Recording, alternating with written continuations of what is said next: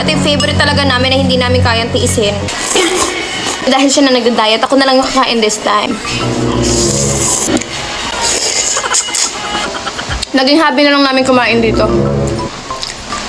Akala ko diet ka. Si Joanna na workout para daw matalo niya ako sa boys. Dakan. Ako sa workout ah. Mag-vlog lang ako ha.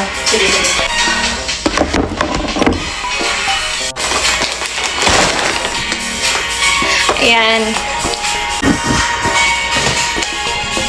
Ayan. Nilapit ko yung camera para makita niyo kung gaano ka ang init niya, sobra. Ito yung favorite talaga namin na hindi namin kayang tiisin.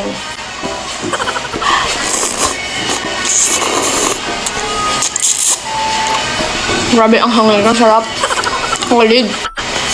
Hindi namin kaya mawala sa bahay. Sobrang perfect ng lasa nito para sa akin. Para sa amin ni Joanna actually. Pero dahil siya na nagda-diet, ako na lang yung kakain this time.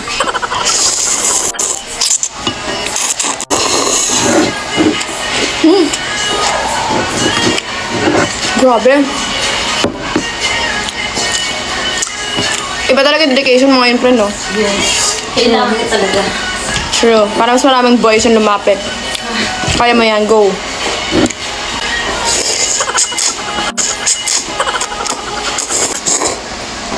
Namamo pa ng Oishi. The best. Naging hobby na lang namin kumain dito.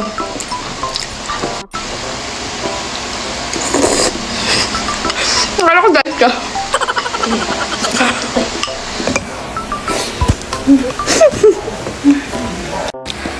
Sarap, no?